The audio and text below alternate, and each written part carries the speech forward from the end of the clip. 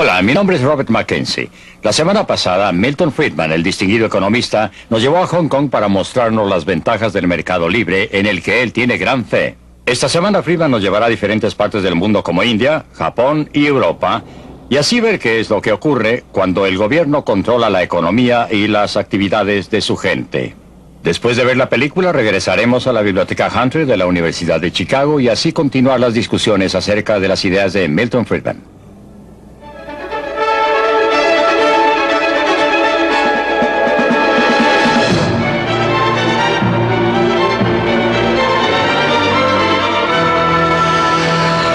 Libre para elegir.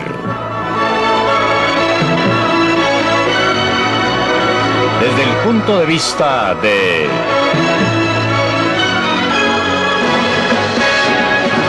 Milton Friedman.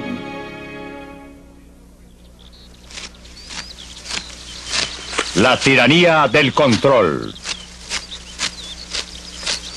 Es época de cosecha y los agricultores japoneses recogen su cosecha para el mercado del arroz en Kioto. Por supuesto que tratarán de conseguir lo más que puedan por su cosecha y los compradores la tratarán de comprar lo más barato posible. Así se supone que funcionan los mercados. Y eso es lo que Adam Smith, el escocés que convirtió la economía en una ciencia moderna, comentó hace 200 años. También observó algo más. En cada país, siempre es y siempre debe ser para el interés de la gran masa de gente comprar lo que ellos quieran a los que lo venden más barato. La proposición es tan obvia que parece ridículo molestarse en probarla, y nunca se habría cuestionado si acaso la sofistería interesada de los mercaderes y fabricantes no hubieran confundido al sentido común de la humanidad. Su interés en este respecto está directamente opuesto a aquel de la gran masa de gente. El destello de genio de Adam Smith fue ver cómo los precios que emergían en el mercado, el precio de los bienes, los salarios de los obreros, el costo del transporte, podían coordinar las actividades de millones de personas independientes desconocidas entre sí, sin que nadie les dijera lo que debían hacer.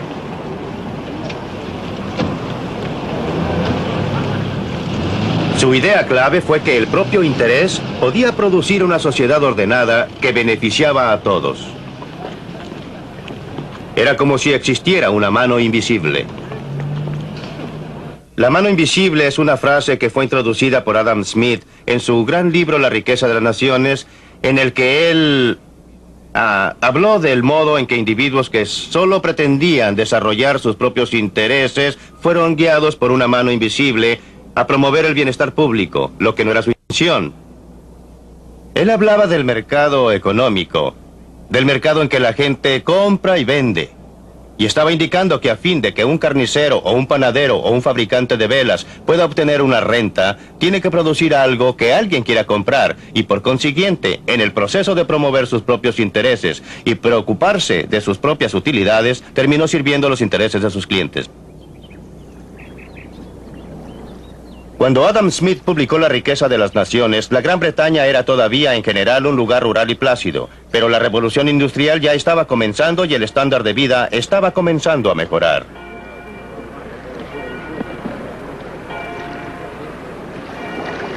Un obstáculo fue que el comercio con otras naciones todavía estaba fuertemente controlado. Los comerciantes del mercado nacional habían persuadido al gobierno de esa época que impusiera fuertes derechos e impuestos a todas las importaciones extranjeras a fin de garantizarles un mercado protegido.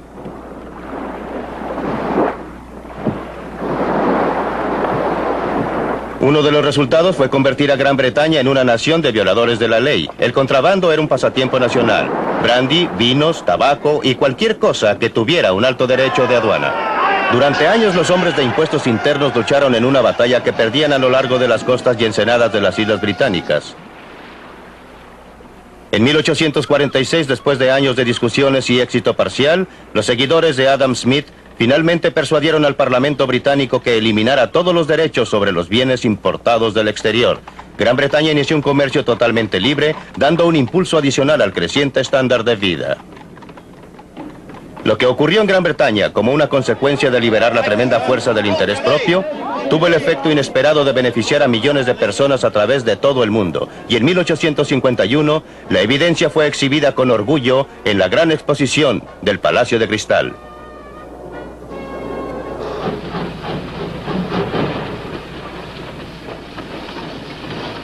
El libre comercio permitió a Gran Bretaña convertirse en el lugar de trabajo del mundo.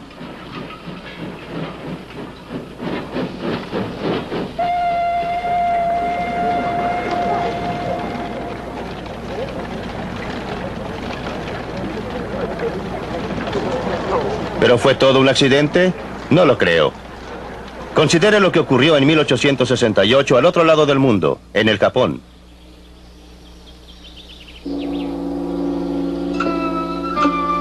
Durante los 300 años precedentes, los japoneses habían vivido en aislación casi completa. Habían desalentado a visitantes de otras nacionalidades, especialmente del occidente. El resultado fue que, por los estándares de occidente, Japón estaba atrasado. Era una sociedad feudal con señores y siervos, y pobre del que tratara de cambiar el orden de las cosas.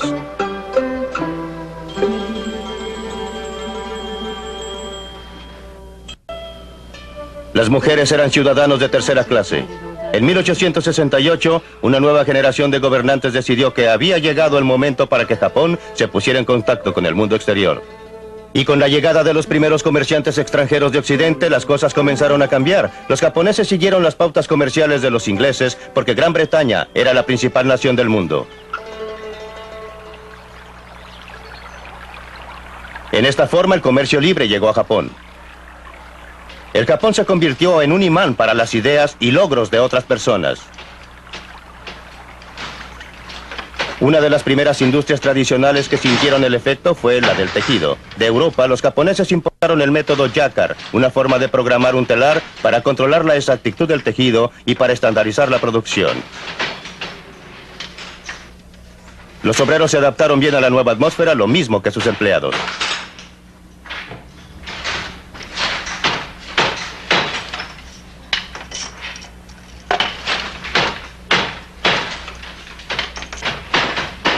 La adopción de técnicas de producción en masa significó que los obreros pudieran salirse de las industrias tradicionales e ingresar a las nuevas, todo lo cual contribuyó al auge del comercio.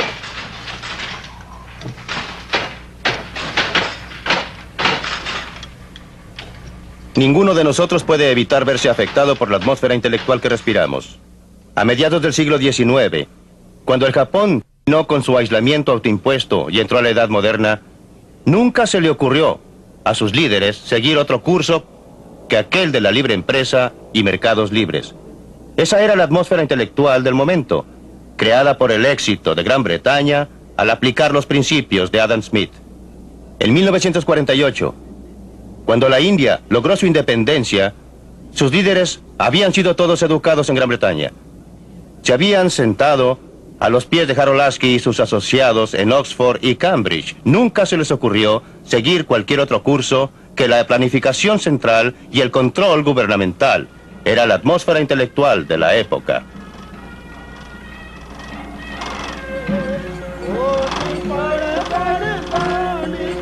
La semilla intelectual echó raíces. A medida que crecía, debía ser honrada y aún adorada. Cada año, en el aniversario del nacimiento de Gandhi, la gente hace eso en toda la India. En homenaje al gran Mahatma, se sientan e hilan. Usan métodos que les han sido transferidos a través de los siglos.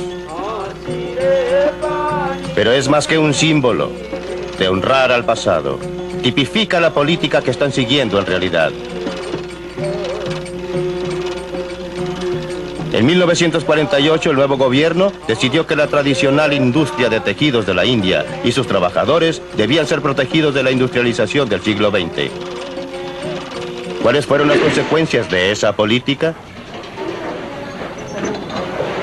Esta es la India de hoy, 30 años después de ganar su independencia. Y estas son escenas en una comunidad hindú muy típica, una de miles. Se llama Anakaputur y está aproximadamente a unas 1000 millas al sur de la capital, Nueva Delhi.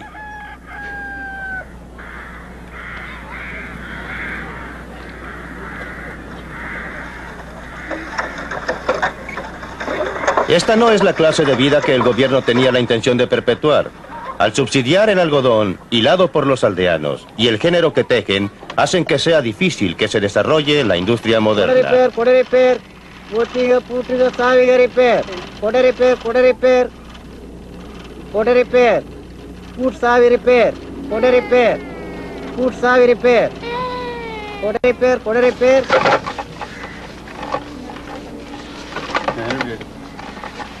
Esto es la clasificación por tamaño. Es una técnica esencial en la producción de géneros en que el hilado es aislado y limpiado.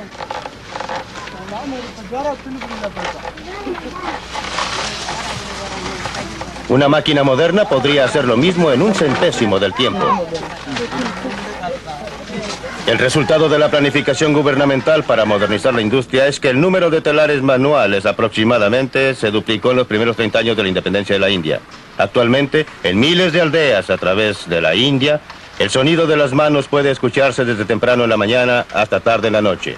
Solo en esta aldea hay más de 3.000 telares manuales en operación. Desde 1948, 3 generaciones de aldeanos se han sentado en estos telares fabricando telas con diseños que jamás verían, usando métodos que nunca cambian. No hay nada malo con esta actividad, siempre que sobrevivan a la prueba del mercado, ya que es la forma en que esta gente puede usar sus habilidades y energías con mayor eficiencia. Después de todo, en el Japón, donde el gobierno no ha estimulado especialmente la industria de telares manuales, aún existe un segmento muy pequeño, pero muy productivo de telares manuales. El problema aquí es que esta industria solo existe porque el gobierno la ha subsidiado, la ha apoyado, porque en realidad ha aplicado impuestos directos e indirectos al resto de la población de la India. Gente que no está mejor de lo que esta está, a fin de permitir que continúe su actividad. Otras industrias, tanto industriales textiles como de una variedad de clases, han sido restringidas, limitadas. Se le ha impedido proporcionar empleo más productivo a fin de proporcionar lugar a esta industria.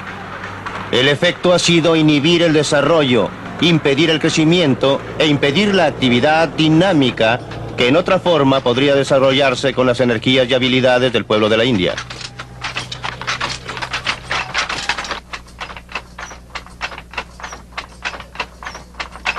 Esto parece una fábrica, pero también es el hogar para la gente que trabaja aquí. Cuando están sentados en sus telares, comen y duermen en un rincón de esta choza.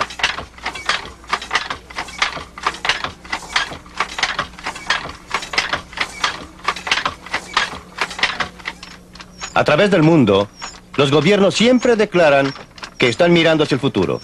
En la práctica, siempre están mirando hacia atrás, ya sea protegiendo a las industrias que existen o asegurándose que cualquier empresa que hayan decidido iniciar sea estimulada y desarrollada.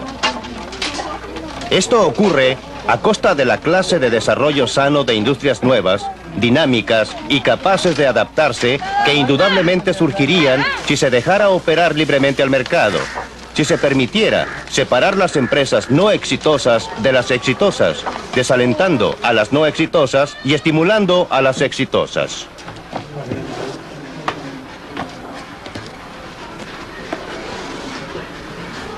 La India tiene un tremendo potencial económico y humano, tanto como Japón tuvo hace un siglo.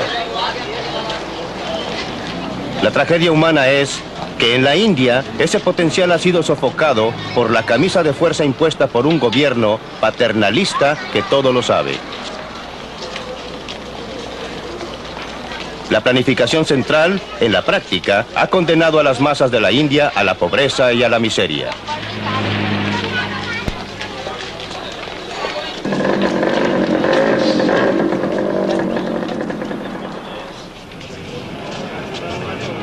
Sabemos lo que ha ocurrido en el Japón. El libre comercio inició un proceso que revolucionó al Japón y a la vida de su gente. Las mejorías en el bienestar material se desarrollaron conjuntamente con la eliminación de la estructura social rígida de hace un siglo. No es un accidente, como siempre. La libertad económica promueve la libertad humana. Y en el intertanto, ¿qué ha ocurrido en la industria japonesa de tejidos?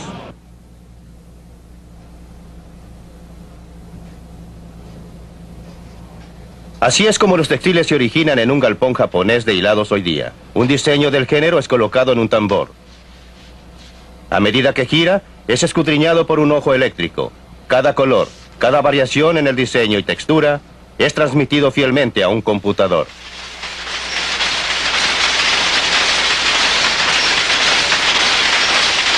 Es todo lo que necesita un telar moderno del Japón.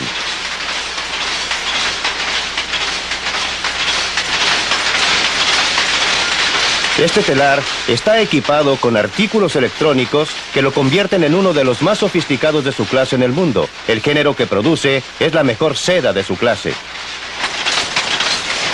Gracias a la rapidez y eficiencia de estas máquinas, el precio de la seda es competitivo. Los obreros son altamente capacitados y bien pagados. Con la nueva tecnología, hay muy pocas cosas que un telar como este no pueda producir. Esta pieza será el cinto de un traje de novia tradicional.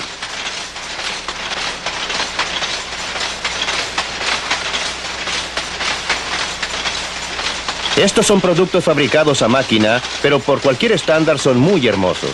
Pueden compararse con el trabajo más fino del telar manual. Y no solamente el producto terminado es notable. La tecnología sofisticada que fue desarrollada para hacer que esto fuera posible ha sido adaptada a otros procesos, parte del desarrollo que se autogenera bajo la libre empresa.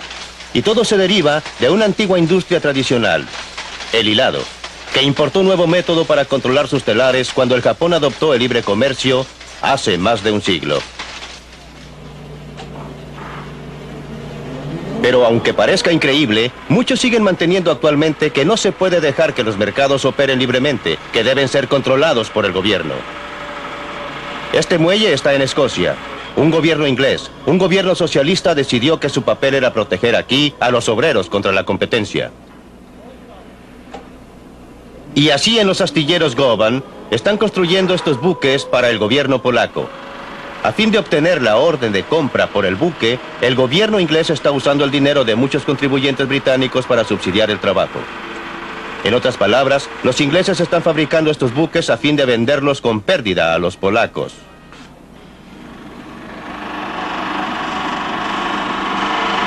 No solo los polacos, sino que también nosotros en América nos beneficiamos con esta clase de filantropía. La industria del acero en los Estados Unidos fabrica un producto fino. Otros países también lo hacen. Y su acero es a menudo más barato, a veces porque sus contribuyentes lo subsidian.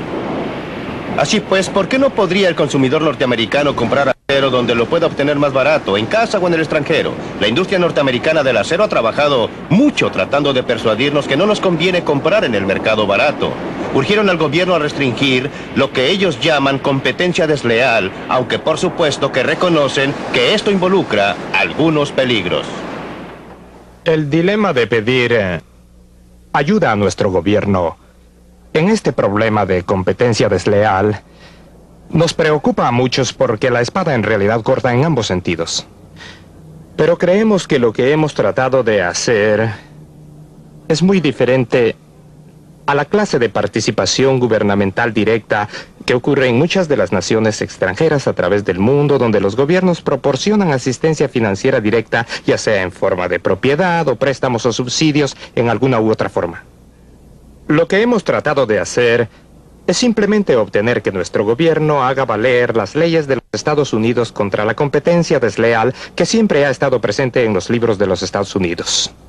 Hacemos una clara distinción entre eso y, por ejemplo, los varios cientos de millones de dólares que el gobierno francés ha concedido a las industrias francesas del acero, o que British Steel Corporation haya recibido 1.3 billones para inversiones de capital este año. Por eso, mientras nos molesta tener que intervenir con nuestro gobierno en lo que tradicionalmente creemos son prerrogativas de la libre empresa, y lo único que estamos pidiendo es que el gobierno aplique las leyes promulgadas por nuestro Congreso. No estoy muy seguro que en realidad sea muy diferente de pedir a alguien que arreste a alguna persona que cometió un crimen. No creo que se nos pueda acusar de ser reaccionarios si denunciamos a alguien que estaba robando a la policía si fuera una violación de una de las leyes de los Estados Unidos. Creemos que estamos haciendo exactamente lo mismo cuando iniciamos acciones contra productores extranjeros quienes creemos que están violando las leyes de los Estados Unidos.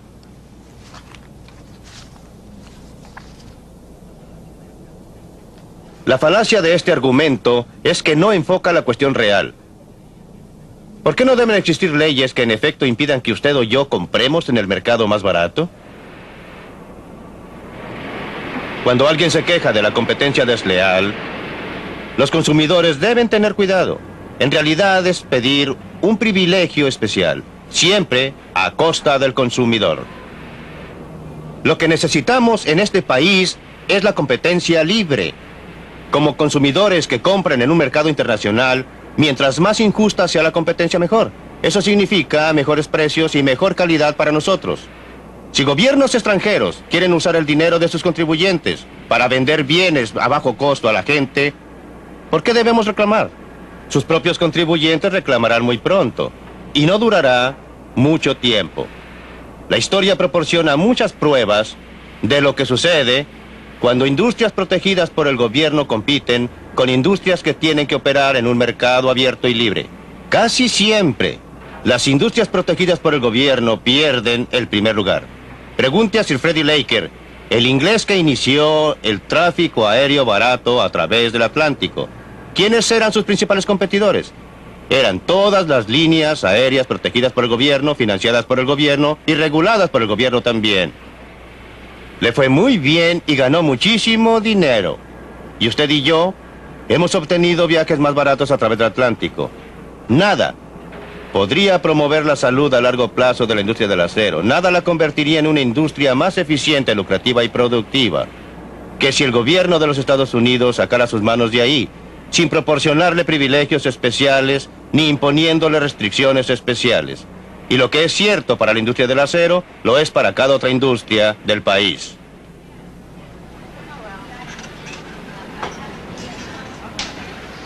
Estas mujeres trabajan en una industria que hasta ahora no ha solicitado protección especial, la industria del silicon chips. Cada uno de estos pequeños cuadrados en este disco es un microcircuito integrado altamente complicado.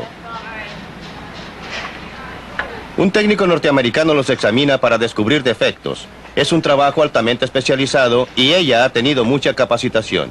Cuando haya ejecutado su labor, los ítems rechazados serán separados de los otros y los circuitos buenos serán embalados y enviados a Malasia, recorriendo la mitad del mundo. El producto de la habilidad tecnológica norteamericana regresa con este aspecto. Cada microcircuito ha sido encerrado en cerámica por un trabajador malayo que es altamente productivo en esta clase de trabajo. Pero los malayos no son capaces de probar sus productos, por eso vuelven aquí, a América, para ser alimentados a estas máquinas. Los ingenieros norteamericanos son buenos para producir máquinas sofisticadas. En una operación que dura una fracción de segundo, estas máquinas pueden probar cada circuito, lo pueden clasificar según su calidad y luego lo pueden dividir en una de 6 categorías diferentes de confiabilidad. La mano invisible de este mercado libre ha logrado maravillas tanto para las muchachas norteamericanas como para sus contrapartidas de Malasia.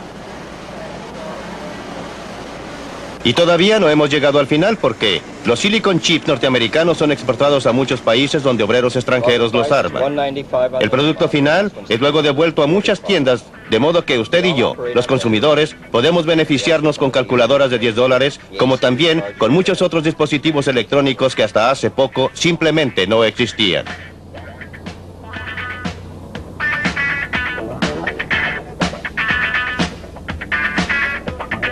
Cuando este equipo de alta fidelidad llegó originalmente al mercado, solo los ricos podrían comprarlo.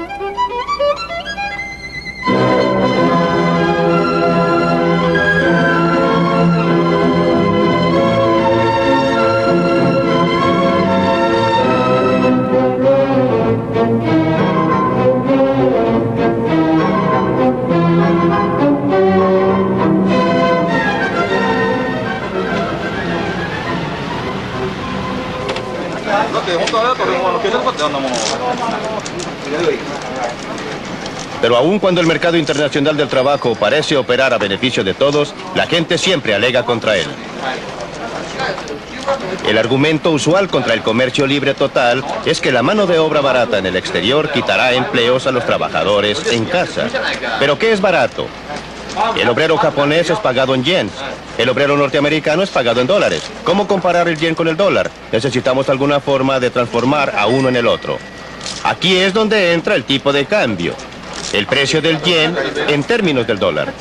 Supongamos que a algún tipo de cambio los bienes japoneses son en general más baratos que los nuestros. Entonces estaremos comprando mucho más al Japón y vendiéndoles poco. ¿Pero qué harán los japoneses con los dólares extra que ganen? No quieren comprar mercaderías norteamericanas. Se supone que todas estas son caras. Quieren comprar mercaderías japonesas, pero para poder hacerlo necesitan yens. Llegarán llamadas de todas partes del mundo a lugares como este, ofreciendo comprar yens con dólares. Pero habrá más ofertas de comprar yens que de venderlos. A fin de tener clientes, aquellos que ofrecen comprar tendrán que elevar el precio. Subirá el precio del yen en términos de dólares. Como usted recuerda, eso ocurrió en 1977 y 1978. A fines de 1978 se requería un 50% más de dólares para comprar una cantidad de yens que un año antes. ¿Pero qué sucede cuando el precio de los yens sube en términos de los dólares? La mano de obra japonesa ya no es tan barata. Los bienes japoneses ya no son tan atractivos para los clientes americanos. Por otra parte, la mano de obra norteamericana ya no es tan cara para los japoneses. Las mercaderías norteamericanas son más atractivas para los japoneses. Les exportaremos más y les importaremos menos. Se crearán nuevos puestos en las industrias de exportación para reemplazar cualquier empleo que podrían haberse perdido en industrias que compiten con las importaciones. Así es como un mercado libre de cambios internacionales equilibra el comercio alrededor del mundo cuando se le permite operar.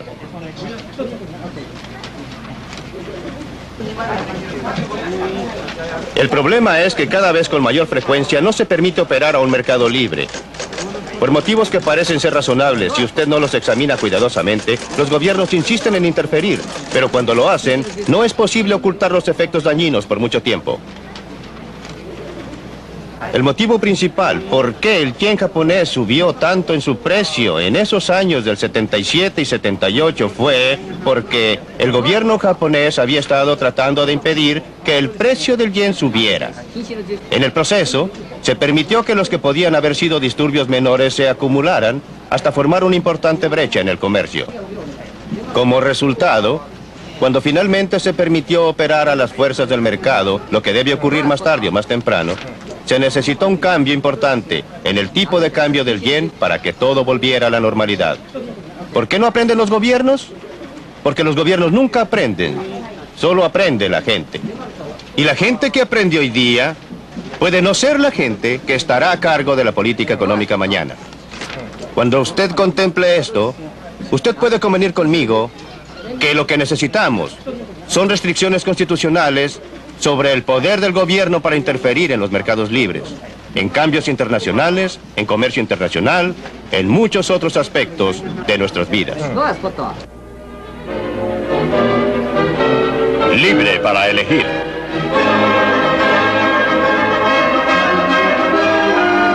Pues bien, aquí en Chicago los invitados especiales que han estado viendo esta película pueden opinar. Esta película me ha puesto nervioso. Existen consideraciones políticas, sociales y éticas que desgraciadamente no se reflejan en la filosofía económica expresada. Existe un sentimiento penetrante en esto de que el trabajador individual debe ser sacrificado para el bien general de toda la sociedad. Y yo no veo cómo se pueda sacrificar el bien general de los individuos para la sociedad, ya que la sociedad solo consiste en esos millones y millones de individuos agrupados. Y en ninguna parte se presta consideración alguna a los aspectos sociales y éticos de la fórmula de libre comercio que usted propicia.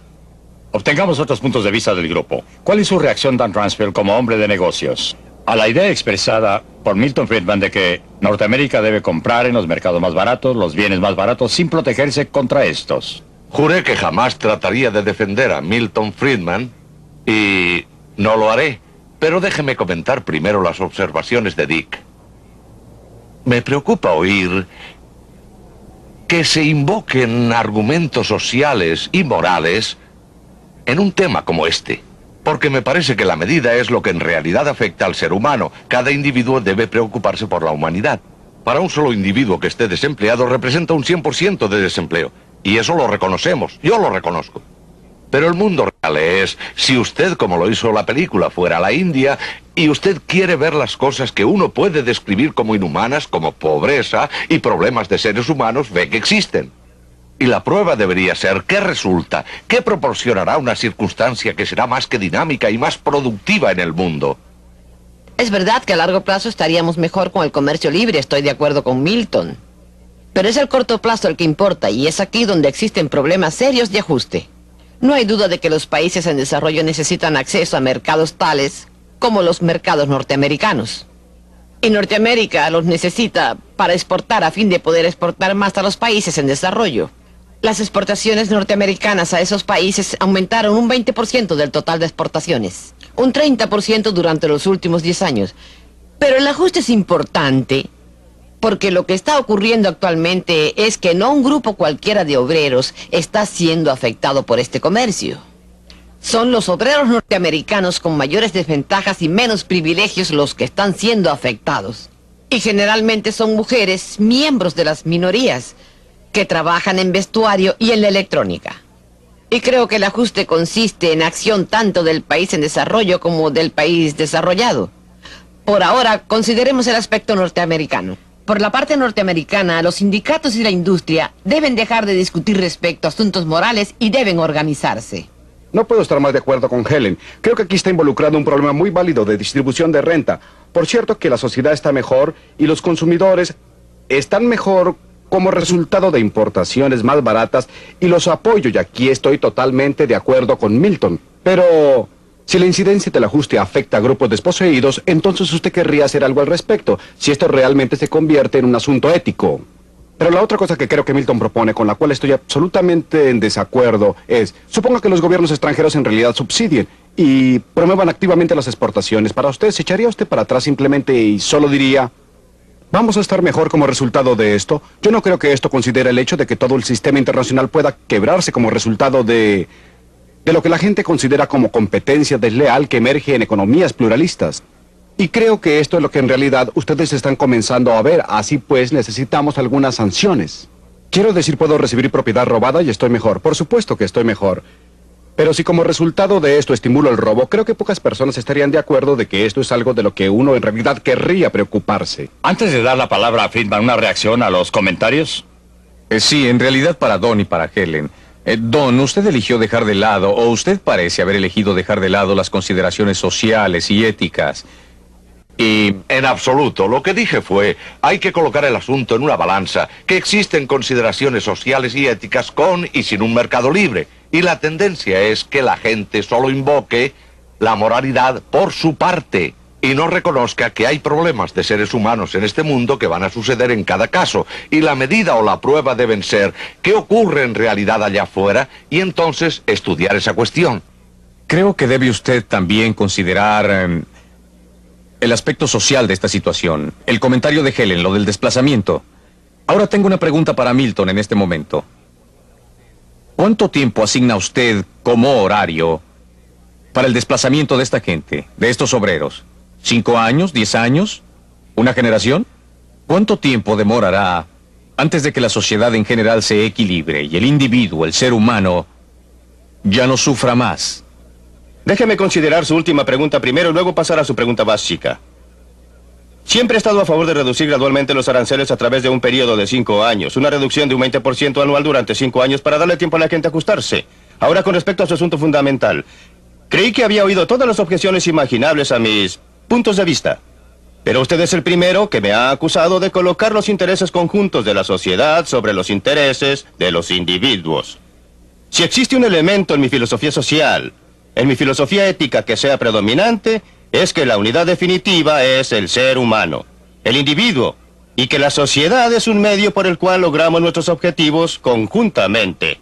Alegaría que todos los puntos sociales y morales están de parte del libre comercio y que usted, y la gente como usted, que introduce el proteccionismo, es la que está violando asuntos fundamentales, sociales y morales. Dígame, ¿qué sindicato representa a los empleados que fueron desplazados porque Los altos aranceles reducen las exportaciones de este país.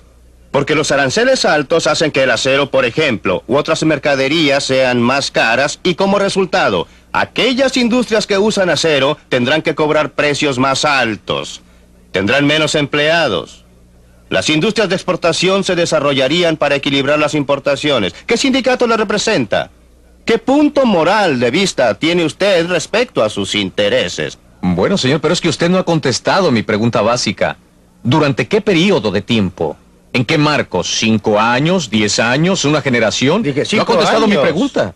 5 años. Milton, usted dice, sin embargo, que los aranceles deben eliminarse gradualmente durante 5 años sin importar la acción de otros países. ¿No es una especie de negociación o algo distinto? Sin importar las acciones de otros países, hasta ahora obviamente preferiría que los otros países redujeran sus aranceles. Pero si no se mueven, debe moverse Norteamérica. Definitivamente. ¿Está de acuerdo con esto, Dan Ransfeld?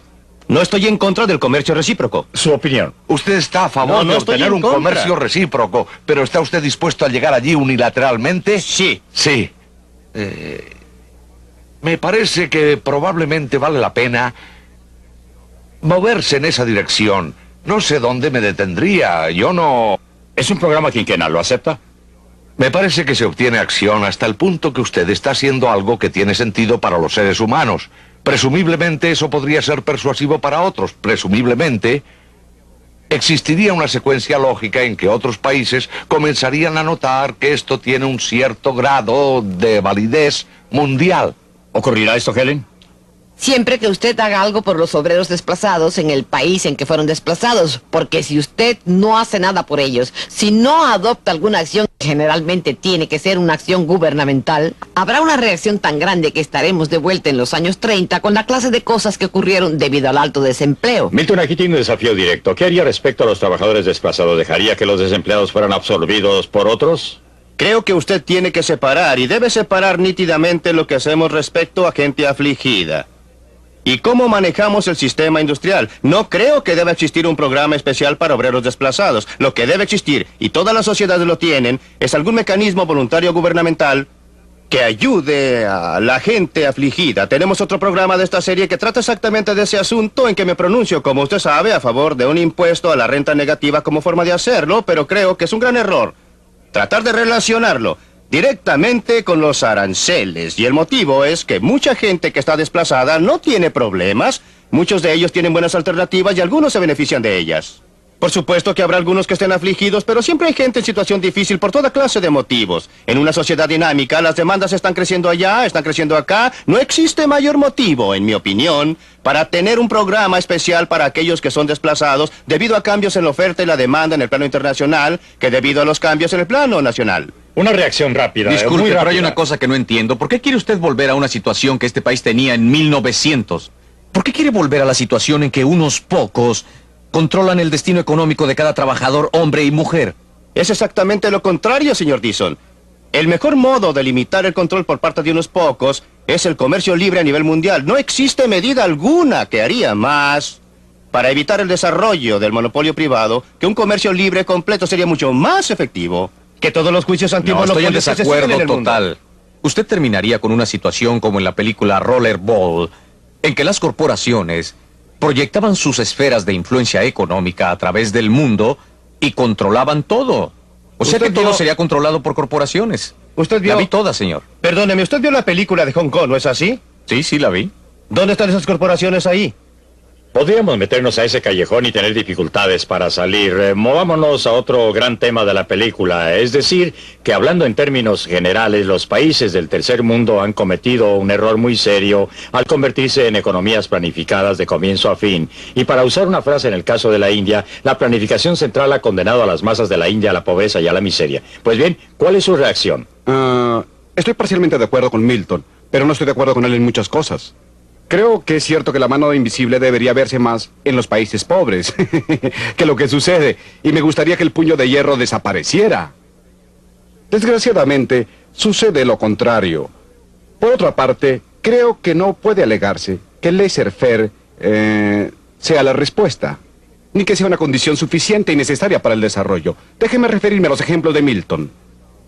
Y ustedes saben, al Japón. El Japón es un ejemplo de primera clase, en realidad donde la mano visible es invisible para todos los que están fuera del Japón. pero está escrito en la pared en caracteres grandes para los japoneses. El gobierno del Japón, justo desde la restauración importante, se ha interesado muy activamente en el desarrollo del país. Ha restaurado la tecnología y las importaciones. Aún hoy, el gobierno y las empresas tienen una fuerte relación simbiótica. Creo que es justamente... Altamente paternalista. Y la industria es altamente paternalista. No creo que sea un ejemplo válido de todo lo que pienso que era la injerencia del programa de Milton. Hagamos participar a Helen Hughes en este tema. Ha cometido un error desastroso el tercer mundo al adoptar casi unánimemente economías planificadas en vez del mercado libre. Bueno, en primer lugar, no ha adoptado casi unánimemente economías planificadas. En forma abrumadora. Ni siquiera en forma abrumadora. Quiero decir, la India es un gran país. Pero la mayoría de los países en desarrollo no están planificados centralmente. Tienen alguna clase de planificación. Y, en segundo lugar, algunos de los países que han tenido más éxito han tenido intervención gubernamental. Los mejores ejemplos son Taiwán, Corea, Brasil, Singapur y aún en Hong Kong, que a menudo es indicado como un ejemplo de falta de intervención gubernamental, aunque esto no es cierto. El gobierno de Hong Kong ha proporcionado la infraestructura, ha proporcionado los caminos, puertos y escuelas, y ha sido muy importante. Pero cuando vamos a un país como Malawi o Papua Nueva Guinea, la intervención gubernamental no puede faltar. No hay nada allí, no existen empresarios, y los empresarios norteamericanos no se interesan por lugares tan pequeños. No estoy a favor de ninguna intervención gubernamental, nunca lo he estado. Indiqué en la película que lo que el gobierno hizo en Hong Kong fue muy importante. La cuestión es qué clase de intervención. Y en los estados que usted ha descrito, en los lugares que usted ha descrito donde ha habido éxito, la intervención gubernamental ha sido de un tipo bastante especial. Ha proporcionado infraestructura. No ha tratado de determinar las perspectivas de la producción industrial, las áreas que debe cubrir la industria, exactamente cuál es la distribución. No ha aplicado la planificación central. Eso no es verdad en Corea. Quiero decir, usted se equivoca porque en Corea el gobierno en realidad, pero creo es de yo... Taiwán. Es bastante cierto en Taiwán, pero no en Corea, que ha crecido más rápido que ningún otro país. Las exportaciones coreanas han estado determinadas en gran medida por la intervención gubernamental directa. Creo que su argumento es ¿qué clase de intervención gubernamental? ¿Para qué? ¿Y cuáles son las comparaciones entre la intervención gubernamental y el mercado libre? Estos son los asuntos pertinentes. ¿Cuál es el papel del gobierno con relación a la economía de mercado? ¿Cómo cree usted que está funcionando Don Rumsfeld? ¿Quiere usted ver al gobierno, supongamos, haciendo valer la competencia al atacar a los monopolios, las prácticas restrictivas y todo el resto de la sociedad? No cabe duda que no lo hacen bien. No pueden manejar. Pero significa Considere esto los que no deben controles de hacerlo en salarios y absoluto o precios en hacerlo los mejor. Estados Unidos de Norteamérica. He estado involucrado y no lo digo con mucho orgullo. El mundo real es, no me importan las buenas intenciones, no me importa la inteligencia, no me importa la integridad. El hecho real es que no son hábiles para manejar los salarios de cada norteamericano. Que alcanzan a 215 millones, no lo pueden hacer bien, eso lo hacen mal. Y el peso de esto es dañino. Está demostrado gráficamente en cada documento del Consejo de Consultores Económicos de los Estados Unidos. Pero ¿qué hay respecto a la pregunta adicional? ¿Es capaz el gobierno en este país o en otro lugar de garantizar la competencia por otros medios? No estoy hablando ahora de control de precios y control de salarios, sino garantizar la competencia más bien que permitir acuerdos de precios o convenios y monopolios. ¿Qué opina usted? Pienso que el gobierno actúa correctamente en esa área y que debe estar ahí para garantizar la competencia. El gobierno no es suficientemente listo. Considere la ley antimonopolios. Usted habla de un parche. La implementación de reglamentos antimonopolios en los Estados Unidos entre el Ministerio de Justicia y la Comisión Federal de Comercio es un desastre de parches. No tiene ninguna lógica. La gente no sabe qué hacer. Ellos no pueden obtener respuestas. Se les prohíben las fusiones y consolidaciones que serían muy sensatas desde el punto de vista del consumidor. Y tendrían más sentido desde el punto de vista de las corporaciones multinacionales, ¿no es así? Creo que uno de los puntos que usted está aprobando es que es muy difícil para el gobierno intervenir en un país muy grande como la India o los Estados Unidos. Pero compare la intervención gubernamental en algunos de los países pequeños y homogéneos de Europa y Singapur. Y creo que es muy importante. Suiza tiene mucha intervención gubernamental. Suecia, Dinamarca, Noruega son solo 4 de los países con mayor renta en el mundo. Ellos tienen intervención para tratar de proteger el funcionamiento del sistema del mercado y hacerlo más eficiente. Milton tiene absolutamente la razón de que si usted está hablando de planificación central, esta ha sido desastrosa. Definitivamente, en términos de haber establecido cuotas industriales, creo que no existe ninguna duda en la mente de cualquier persona que haya estudiado el problema. Durante los últimos 20 años, en la India también, sin duda. Al respecto, ¿no es así? No con respecto a la planificación centralizada, ¿no? Claro que no, la planificación centralizada. Está bien, también estuve ahí como consultor. Sí, al respecto estoy al lado de Los Ángeles. Por una serie de años. Se supone que soy amigo de Milton, lo cual es algo desastroso. Dar consejos es una cosa, que sean aceptados es diferente.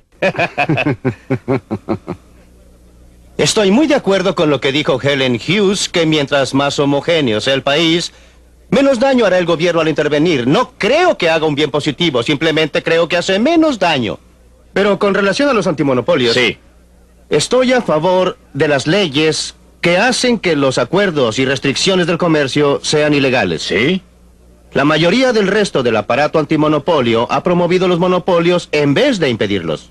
Si usted observa dónde existen elementos monopólicos en el mundo y en los Estados Unidos, incluyendo las multinacionales que usted quiere mencionar, en casi todos los casos, ese monopolio se originó por una concesión especial del gobierno.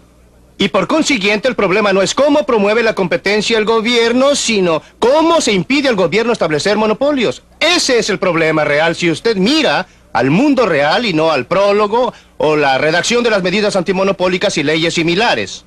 ¿Qué cerca está usted a lo que Dixon estaba diciendo hace un momento en esta área? Pareciera estar discutiendo con usted que existe responsabilidad de hacer que opere la competencia. La responsabilidad consiste en establecer un marco de leyes y disposiciones bajo las cuales florecerá la competencia. Inevitablemente florecerá, quiere decir... Bien, hasta donde puedo saber, no conozco ningún caso en la historia en que los monopolios han podido mantenerse durante un tiempo sin que la asistencia gubernamental esté directamente de su parte. Los monopolios sindicales representados por el señor Dixon jamás tendrían el poder que poseen actualmente si no fuera por los privilegios especiales que el gobierno les ha concedido. Comprendo perfectamente que él esté a favor de esta acción antimonopólica de parte del gobierno, porque en realidad es principalmente acción a favor de los monopolios. ¿Por qué se concedieron a los sindicatos exenciones respecto a las leyes antimonopolio? Debido al poder político de los sindicatos, por supuesto, no lo estoy cuestionando. Debido al tremendo desequilibrio de poder de las compañías en la época en que se estaban iniciando los sindicatos, señor.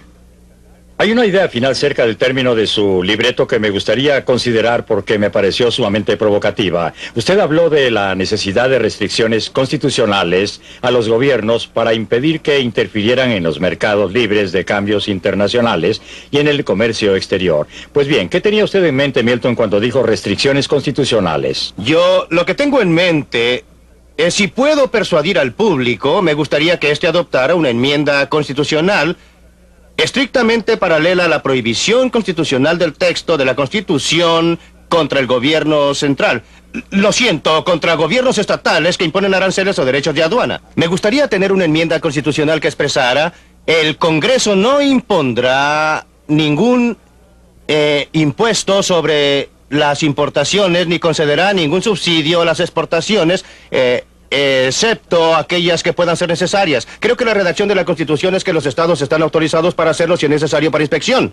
Esa es la excusa que usa California para inspeccionarlo cada vez que uno pasa en auto para ver si lleva cualquier planta, fruta o verdura.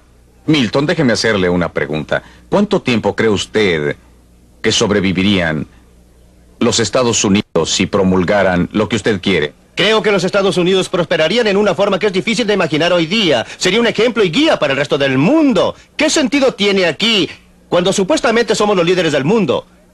Somos los que promueven la libertad y la libre empresa y la iniciativa individual. ¿Y qué hacemos?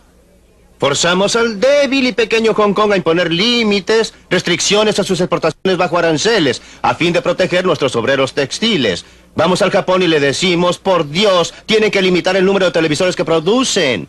En vez de hacerlo, deberíamos estar dando un ejemplo al mundo, y si damos al mundo un ejemplo similar al que dio la Gran Bretaña al mundo en el siglo XIX, sería tremendo. Tendría un impacto tremendo, fortalecería nuestra posición moral en el mundo, fortalecería nuestra posición ética en el mundo. En vez de dar dinero a los países subdesarrollados para producir productos que luego nos negamos a comprar y no les dejamos exportar a nosotros, estaríamos diciendo al resto del mundo: Si usted produce algo y si usted puede producir algo y tener un mercado aquí, venga, estaremos encantados de comprarlo y produciremos cosas que ustedes puedan comprar.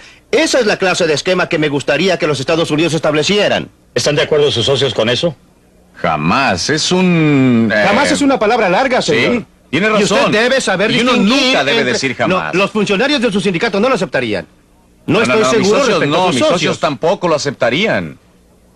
No puedo concebir que los Estados Unidos se establezcan como una meta para el resto del mundo. No es una meta. No existiría absolutamente nada que exigiera u obligara a cualquier otro país a promulgar cualquier convenio recíproco relativo a aranceles. Cierto. Y hasta el momento en que logren efectuar dumping en los Estados Unidos, y uso dumping en el sentido más amplio de la palabra, respecto a cualquier y todos los productos, ya sea subsidiado por el gobierno, por un gobierno extranjero, ya sea puesto allí debido a las instalaciones de fabricación de una corporación multinacional en un país extranjero, hasta que hayan logrado dejarnos absolutamente secos. ¿Drenándonos qué? Todos los bienes, señor. ¿Cómo? ¿Qué Bueno. harían con los dólares que obtengan? Pues lo comprarían todo, como lo están haciendo ahora. Si compraran totalmente. Las mejores tierras te la habrán. Claro, ampliemos esto. Claro, sí. Respecto a ese mismo argumento, un argumento de enmienda constitucional, nuestro amigo sindical nos ha informado que él no lo puede vender y no va a hacerlo. ¿Lo compraría el comercio?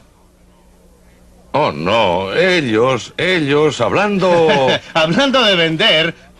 No estoy diciendo si lo aceptaría. No, el comercio ayudaría. No, cuando yo no hablo como un hombre de negocio, sino como un ex empleado gubernamental, cuando se presentaban proposiciones similares a esta, pues una de las cosas que la gente observa es que el gobierno, los comerciantes y trabajadores llegan al unísono diciendo ¡horror, horrores! ¡Está cayendo el cielo!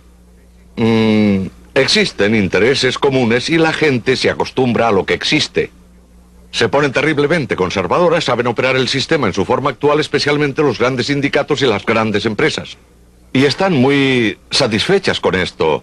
Pueden manejarlo bastante bien y cada vez que usted trata de aclarar cualquier clase de reglamento o restricción o intrusión del gobierno, filosóficamente lo apoyan, pero en el mundo práctico no quieren que usted cambie el ejercicio. Ya saben cómo manejar esto. ¿Para qué cambiarlo entonces y hacerlo más complicado? No, creo que usted obtendría una reacción como la que obtuvo de la compañía siderúrgica en televisión. ¿Y cuál sería la reacción internacional, según usted como economista internacional, suponiendo que Milton obtuviera su enmienda constitucional que tendría ese efecto? ¿Cómo reaccionarían a ella los otros países? Bien, creo que el ejemplo fundamental de Milton de por qué no ser como Inglaterra en el siglo XIX está equivocado. Gran Bretaña en el siglo XIX era el país industrializado. Estaba muy adelantado Muchas respecto a décadas. los otros. Adelantado en muchas décadas con respecto a todos los otros. Y estaba obteniendo utilidades mayores, una renta económica superior en su producción. Y lo estaba haciendo a un costo muy grande para los obreros de Gran Bretaña. Los obreros de Gran Bretaña fueron grandemente explotados bajo esas circunstancias y no queremos volver a eso. La situación internacional es mucho más compleja. Y los países, hay países con distintos niveles de desarrollo, países con sistemas sociales diferentes y países con objetivos sociales diferentes. Y por eso creo que la solución está mal fundada y es milenaria, es utópica. Creo que tenemos que considerar un proceso mucho más realista de discusiones, negociación, como ha ocurrido para llegar a donde vamos, sin dañar a la gente que paga por el ajuste, que básicamente son los obreros, no los economistas. ¿Puedo hacer un breve comentario? Sí. Me preocupa la discusión debido a la complejidad de las relaciones internacionales, que deben ser planificadas y administradas. Por definición, no somos capaces de administrar la economía mundial. En cada caso en que lo hemos tratado de hacer, las cosas no han resultado como se planeaban.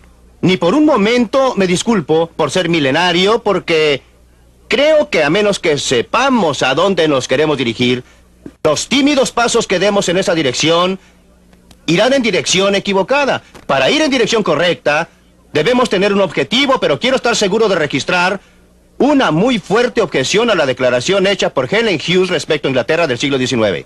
Creo que está simplemente equivocada. Los obreros no eran explotados. Los estudios que se han efectuado recientemente han demostrado una y otra vez que el siglo XIX fue un periodo en que el trabajador inglés común experimentó un alza muy sustancial y muy rápida en su estándar de vida. Inglaterra no estaba sola. Japón tuvo un comercio totalmente libre durante 30 años hasta la restauración importante. Japón no lo ha tenido en años recientes. Japón no es un ejemplo que yo citaría en los años más recientes, pero en sus primeros años, un comercio completamente libre. Por eso no creo que Inglaterra estuviera sola. Respecto a sus políticas. A sus posibilidades, no es políticamente factible. ¿Por qué? Porque es solo para el interés general y no beneficia a nadie en particular. Cada uno de nosotros, fundamentalmente, se preocupa más de su papel como productor de un producto que como consumidor de 1001 productos. Los beneficios de un arancel son visibles. Mr. Dixon puede ver que sus obreros están protegidos. El daño causado por un arancel es invisible, se expande ampliamente. Hay gente que no tiene trabajo debido al arancel, pero no saben que no tienen empleos. Nadie los puede organizar. Todos los consumidores están pagando un poquito más por esto o aquello. No se dan cuenta que la razón por la que están pagando es debido al arancel. ¿Los hombres de negocios? Nunca he estado ni estoy a favor de los negocios. Estoy a favor de la libre empresa, que es una cosa muy distinta. Y la razón por qué estoy a favor de la libre empresa... No me indique con el dedo al decir eso. No pretendía señalarlo, Don. Señalo a la comunidad de negocios porque usted es una excepción. Porque... Pero aceptó que existía una alianza tácita, porque de ese modo le impide lograr su propósito, ¿no? Sí, indudablemente existe la alianza. En mi opinión, el argumento más fuerte a favor de la libre empresa es que impide que una persona tenga demasiado poder, sin importar que sea funcionario gubernamental, ejecutivo de un sindicato o un ejecutivo de negocios. Los fuerza a soportar y a callarse, ya sea que tengan que entregar los bienes, producir algo que la gente está dispuesta a pagar o tienen que dedicarse a un negocio diferente. Hasta aquí llegaremos con la discusión esta semana y espero que estén con nosotros para el próximo episodio del Libre para Elegir.